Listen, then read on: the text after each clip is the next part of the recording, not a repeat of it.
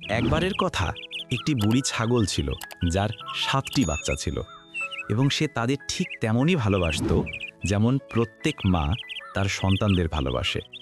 একদিন সে জঙ্গল থেকে কিছু খাবার আনতে চেয়েছিল।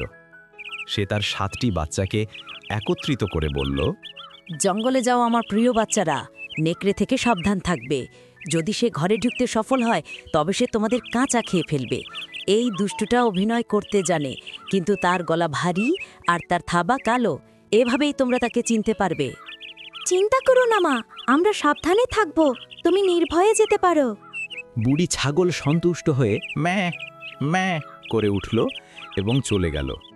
কিছুক্ষণ পর কেউ দরজায় টোকা দিল এবং চিৎকার করে উঠল, দরজা খোলো আমার প্রিয় বাচ্চারা, তোমাদের মা এখানে আছে এবং তোমাদের জন্য কিছু এনেছে।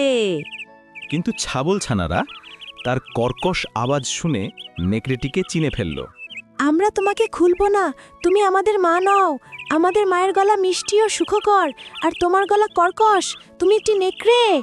নেকড়েটি এক দোকানদারের কাছে গেল এবং সেখান থেকে একটি বড় চক কিনল। এটা 1 ইউরো হবে মহাশয়, এই নিন আপনার চক। সে চকটি খেয়ে ফেলল এবং তার আওয়াজ আরও মধুর হয়ে উঠল।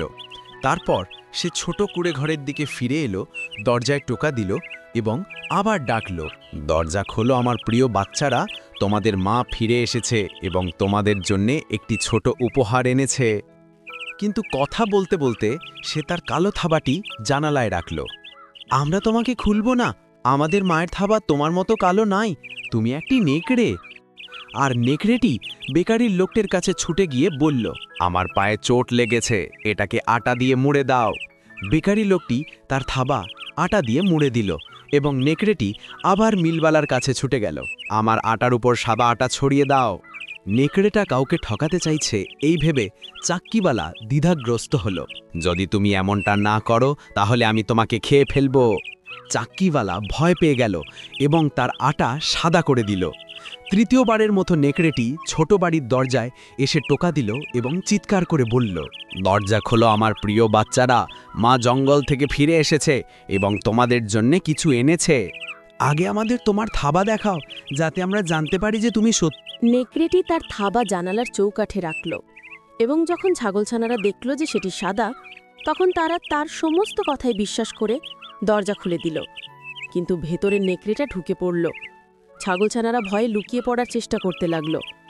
একজন টেবিলের নিচে ঝাঁপ দিল, দ্বিতীয়টি বিছানায়, তৃতীয়টি চুলার মধ্যে, চতুর্থটি রান্নাঘরে, পঞ্চমটি আলমারিতে বন্ধ হয়ে গেল, ষষ্ঠটি সিঙ্কের নিচে লুকালো এবং সপ্তমটি ঘড়িতে। কিন্তু নেকড়েটি তাদের খুঁজে বের করল এবং দেরি না করে সে ছাগলছানাদের এক এক করে গিলে ফেলল। শুধুমাত্র সেই বেঁচে গেল যে ঘড়িতে লুকিয়েছিল। আজকের পর্ব এখানেই শেষ। দ্বিতীয় পর্ব দেখতে সাথে থাকুন।